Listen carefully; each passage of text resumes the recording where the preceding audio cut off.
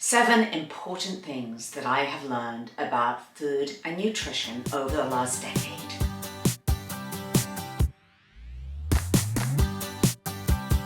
Hey, Sophie here. I did a video not so long ago about lessons that I had learned from 50 to 60. Having just turned 60, I was sort of reflecting back, and you ladies and subscribers to my channel left such beautiful comments. So thank you for that. It was really special because I just threw that video together. It was just what was on my heart, and there were just so many lovely comments and gifts within those comments. So I want to thank you for that, because I think as postmenopausal women, we really, this is where we really connect and we really share our truth and our wisdom and our lessons, because we can, right? Because we've been through so much in our life. And that is one of the many beauties about getting older and being in menopause is, let's not go into this empty-handed, this phase of our life. Let's go into it with this, lessons hard won, and so much wisdom and strength and resilience that so many of you have. So on that note, I wanted to just pop in and share with you 7 things as a nutritionist that I have learned about food and nutrition over the last 10 years. So it was about 15 years ago that I started to really dig into nutrition, and for the last decade that has been a major focus of mine as somebody who is massively invested in scientific research, and also somebody who, I've been through my own journey of being through menopause and have helped hundreds of women in their 50s, 60s and 70s to really truly turn their health around and get into the best shape of their life. I've learned so much. And so I just want to put this together for you in a very simple, and these are very general points. Some of my other videos, I dig into one particular food or nutrient or topic as it pertains to your health or nutrition. But this is more general. So what I've learned, and I've got my little list here so that I don't forget. Number 1, food is to be enjoyed, not feared. So there's so much fear around food now, isn't there? We get so scared of it. Oh, I can't eat this and I can't eat that, and we get freaked out and we get rigid, and there's all these different diets out there and everybody's saying something different. And it's got to the point, and then there's, you've got to take your appetite away, so here's a weight loss drug, here's Ozempic, here's Wegovy, where you're just not going to want to eat at all, And sometimes I just have a little moment when I'm like, well, wait a minute. Food is nourishment. It's energy that comes from the earth and nourishes us, not only nourishes us, provides energy, our body's source of fuel, and can be absolutely delicious. So all this to say is we really don't need to fear food. We don't need to be obsessive calorie counting or portion control or weighing our food. If you have a plan, it is important to have a plan, but if you know, which is what I teach my lovely clients, just a way to respect and absolutely nourish your body, like literally, is this food, this beautiful food, going to add years to my life or take years away from my life? Is this going to help to heal my body and to nourish me, or is this food going to harm me? And I know that sounds very simplistic, and there's a lot of nuance within that, which is what I get into in some of my other videos, and certainly with my clients. And if you want to know more about what I do, free masterclass underneath this video, definitely watch that. But the biggest message that I want to give is we don't have to be afraid of food. We can absolutely love our food. And when we love our food, also what comes into that is also gratitude, isn't it? It's like, oh, this beautiful meal or this dish or this food that I've prepared, I can, I make time, which is always the big thing, isn't it, for everybody? It's like, I haven't got time. But, as I say to all my clients, as a coach, I'm also a mindset coach, is it that you haven't got time, or is it that you're not making time to do the things that are most important. And I think one of those things for many of us is allotting some time, to meal prep. And the clients that I work with, they start loving their meal prep. It's not a chore. They find time on the weekend. And so all of this comes under the umbrella of the enjoyment and the gratitude. I get to eat this way. I get to eat these beautiful foods. I get to prepare them. I enjoy them. So it's really turning it around. And instead of being some negative, fearful thing, let's just, food is to be shared. It's how we socialize.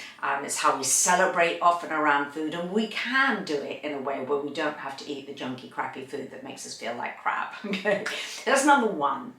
Enjoy your food. Don't stop fearing it. Two is whole foods. So we really, we haven't lived under a rock that now we've got all this, particularly in the last 2 years, this ultra-processed food discussion. And we know that ultra-processed food is not going to be our best friend. Ultra-processed food tends to be the food that's very, very addictive. We're going to gain weight. We're not going to get the nutrients. But really what we're talking about is eating whole food, as minimally processed as possible. That's what I've learned. And there are many, many different layers to that, because a lot of people say, oh, I don't eat any processed food. Well, yes, you do. We all do. Anything that's in your home that hasn't just been plucked up from the earth or in the farmer's market and on a stall in the farmer's market on your own, to some extent there's often some processing involved. And that doesn't necessarily have to be a bad thing, but we want to eat food that is as minimally processed as possible. Why? Because then that whole food contains all the nutrients in that food, which processing strips away.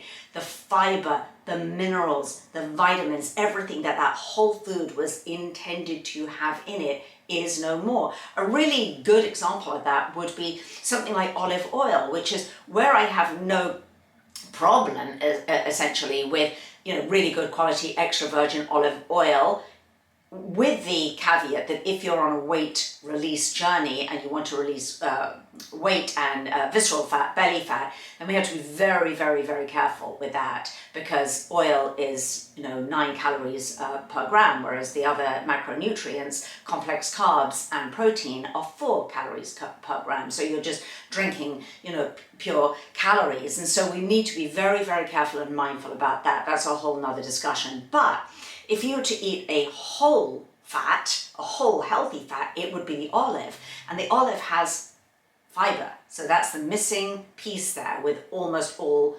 ultra-processed food, is the fiber has been stripped away. So you have the olive, which has the fiber, and it's the same with fruit. It could be fruit juice, couldn't it? Fruit juice has had the fiber taken out of it, and then you drink a cup of orange juice and your blood sugar shoots up.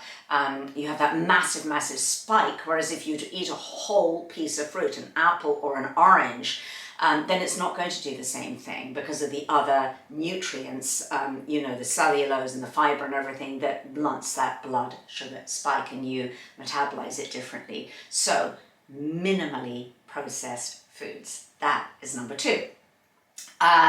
Number 3 is eat enough. And so this goes against what, again, this whole kind of, weight loss drug culture that we're in now, which is, you take a weight loss medication and it wipes out your appetite and you don't even sort of feel like eating. And the problem is that you might not be getting the nutrients that you need as a postmenopausal woman to protect your brain, to protect your breasts, to protect your heart. There are nutrients in food that we need to age-proof our bodies. We need them to age-proof our skin, to have beautiful glowing skin. And so the problem is, if you're really barely eating, like, oh, well, I just eat a tiny bit of this and that, you're probably not eating enough of what you need to age-proof your body. That's number 1. If you're not taking a weight loss medication, very often you're not eating enough because you're white-knuckling it. You're on some kind of a diet where you have to restrict or calorie count or portion control, or even crazier, weigh your food. Goodness knows that's not something that I would choose to do for the rest of my life. But then you're sort of restricting and you're feeling hungry. So it's really important that you allow yourself to eat quite a volume of food, but it's, excuse me, the kind of food that you eat in the volume. And what I talk about is something called front loading, which is where you front load your meal. Ideally, you would do this at lunch and dinner with non-starchy veggies, which is a huge volume. You can eat a massive volume of non-starchy veggies or lightly steamed greens like broccoli or broccoli rabe or any cruciferous green, or raw greens, or a really crunchy raw salad, which is basically your non-starchy vegetables in raw form. That you can have a great volume of that food. And why you need to eat that, and ideally eat it first before your main meal, is that it signals the stretch receptors in your stomach, which signal your brain, obviously, that, oh, I'm getting pretty full here.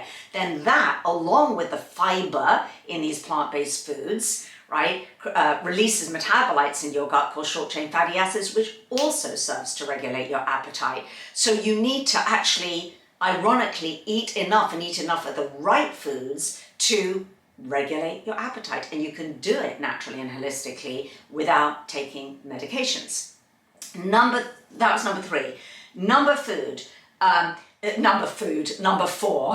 number food is eat fiber. And this speaks to the other ones, but really fiber is so, so important.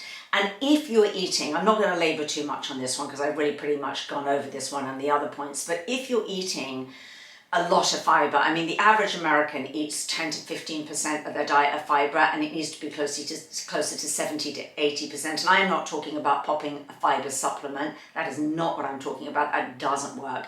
I'm talking about all your foods containing as much fiber as possible, because what you're essentially doing is eating for two. Your microbiome, your gut health, which is we're realizing is more and more important in feeling amazing, feeling good, healing leaky gut, your immune system, regulating your appetite, and the list goes on and on and on. But what does your good gut health depend on? The good gut bugs in your gut to proliferate is fiber. Soluble and insoluble fiber. So if you're eating a predominantly plant-based diet that is very full of rich in fiber and is minimally processed, because you can get plant-based diets and vegan diets that are absolutely crap and are really unhealthy because they're just full of processed and junk food. That is not what I'm talking about.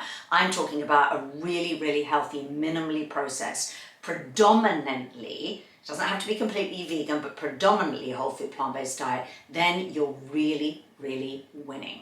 All right, number 5, plant points. So stacking on this idea of gut diversity, this is very important. When we go into menopause, our gut diversity, meaning the plethora of good bugs in our gut. Almost think of your gut flora, your microbiome, like a beautiful garden. Okay, and you want as many different diversity and plants as possible, because we now know, right, with mega crops that, they only, monocrops, I should say, they only grow one crop, and if something goes wrong with that one crop, then everything's wiped out, there's nothing else. But it's the same with our gut. We really need diversity. We need these different gut bugs proliferating in our gut. So how does that happen? Well, it happens through eating a massive diversity of plants, and I call this plant points. You might have heard of some people talking about trying to get 30 plant points in a week. That's eating 30 different plants a week. And spices count, by the way, as a plant point. And all the different fruits and vegetables and legumes and grains and everything count as a different plant point. On my watch, the clients that I work with, we're shooting for way more than 30 plant points a week. We're really, really getting up there to almost 30 plant points a day. And it's exciting. It's almost, we gamify it. It's kind of like a little bit like a challenge. But you really want to be thinking of plant points.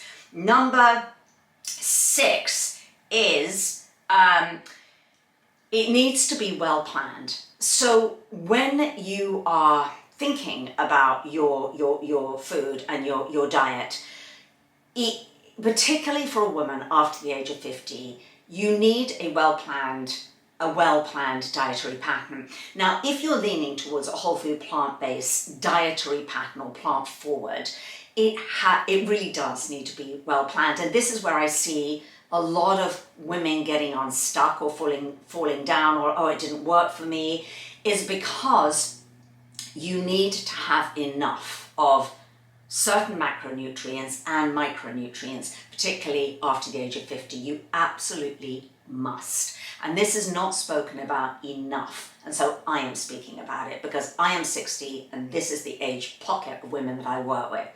So it needs to be planned properly. You need to make sure that you're getting enough protein, and actually that you are going to need more protein as a postmenopausal woman than you were even when you were working out and super active in your 30s, 20s and 30s. You are going to need more protein, and we need to have that protein in every meal, and we need to have it in its most anti-inflammatory form, protein without the saturated fat, without all the inflammatory compounds in it.